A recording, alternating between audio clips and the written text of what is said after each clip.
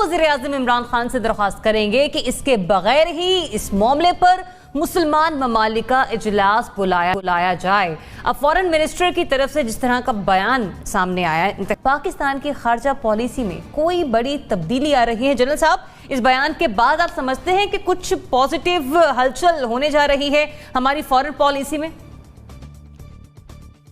मेरा नहीं ख्याल कि ये कोई तब्दीली बहुत बड़ी आएगी, और अगर OIC हमें उस पर सपोर्ट नहीं कर सकती और अपनी मसलियतों का शिकार है, तो लाज़मी बात है कि हमें ऐसी OIC हमें कबूल नहीं है, हमें अपने लिए और रास्ता चुनना हो। लेकिन जहां मसला है वो ये है कि ये प्रैक्टिकेबल है नहीं। उसकी वजह दो वजूहात हैं। पहली तो ये कि हम एक तो इनसे नेचुरली हमारे माली मफादात हैं, हमने कर्जे लिए हुए हैं।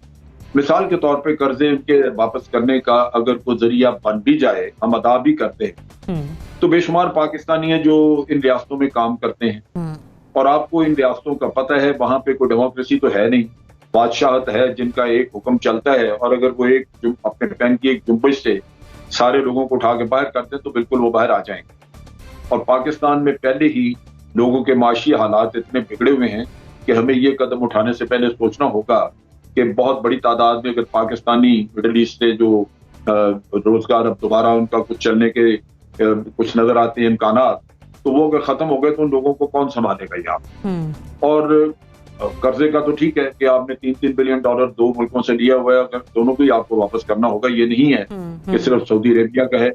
UAE और सऊदी अरेबिया एक जगह खड़े हैं और दोनों साथी हैं। सो अगर आप $6 बिलियन वापस करने का इंतजाम कर भी लें, तो ये चीज आप ध्यान में रखिए कि लोगों की बेकारी बहुत बढ़ जाएगी, बहुत सारी दुनिया में आते हैं, और उसके साथ साथ जो आपको रेमिटेंसेस आती हैं वो भी बड़ी हद तक आपकी कम हो जाए।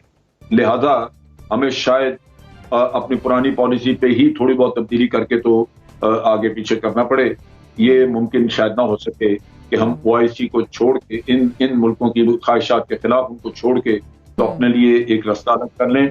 ये चीज पहले भी बड़ी मंजरे आम पे आई थी जब कोलालमपुर में एक कॉन्फ्रेंस हो रही थी जो महातीर मोहम्मद ने बुलवाई थी, और उसमें मुल्क शामिल थे और हमने जाने से इनकार किया क्योंकि सऊदी प्रेशर था हमारे और हम इग्नोर नहीं कर सकते।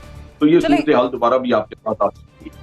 मैं यहीं से पॉइंट एक ऐड करूंगी। आपने सऊदी प्रेशर की बात की कोलालमपुर कॉन्फ्रेंस के हवाले से, चूंकि हम मकरूज हैं, ये आपका जुमला मैं ऐड कर रही हूँ, इसलिए हमारी हैसियत OIC को टक्कर देने की नहीं। नासिर भाई चौथाई साहब, सऊदी अरब से कैश की मद में मिलने वाले 3 अरब रुपए के कर्जे में से पाकिस्तान वक्त से पहले ही 1 अरब रुपए की अदायगी कर चुका है।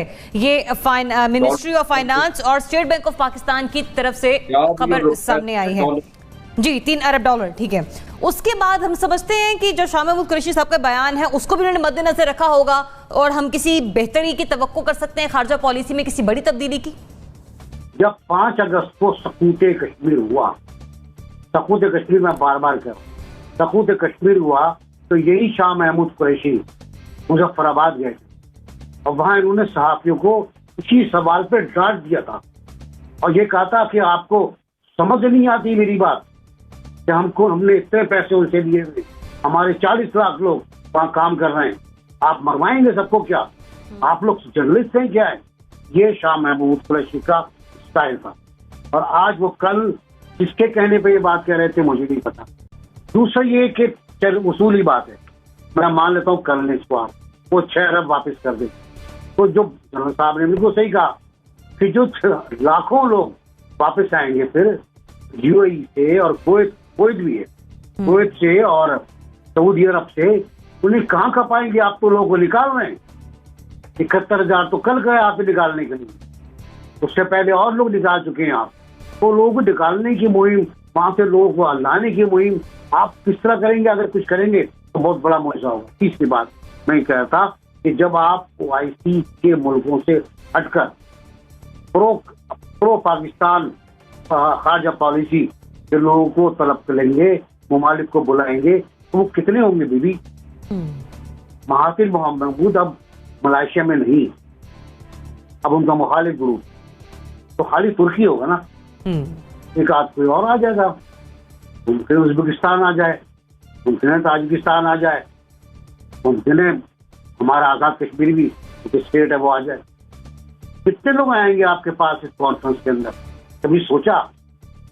थोड़ा सोच समझ के बात करें। कल तो उन्होंने वाकई हद कर, कल तो जो कुछ लोग जुमले कहे वो एक वजीरा खारजा की शान शान नहीं थे। अब आप तो ऐसे कहते रहते हैं कि विदाउट सऊदी अरब। क्या आपका खुमार है, क्या आपका गुरूर है? किस बात पे गुरूर? आप यार कश्मीर को तो जवाब दे नहीं सकते। आप कहते हो जंग ऑप्शन नहीं है। मैं कहता हूँ जंग ऑप्शन है, लेकिन हम जंग नहीं करना चाहते। हम जंग नहीं करना चाहते, जंग ऑप्शन नहीं है। ओके फाइन गुड, ये तो सही है, लेकिन हम जंग के मुतामिल नहीं हो सकते।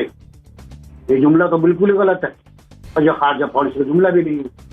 तो मेरी समझ में नहीं आ रहा कि हम खारजा पॉलिसी की किस सिमत में जा रहे हैं, कहाँ जाना चाह रहे हैं। ओआईसी आपको छोड़नी है, छोड़ दें ओआईसी आप, इंडिया पहुंच जाएगा वहां पर। इंडिया बैठा हुआ और बड़ी सबसे बड़ी मुस्लिम पॉपुलेशन उसके पास। रजा साहब, एनबीसी फरमा रहे हैं कि आलमी सियासी हैसियत हमारी ऐसी नहीं है, स्पेशली अगर इकोनॉमिकली अपने आपको देखें कि हम दुनिया की आंखों में आंखें डालकर खड़े हो सकें।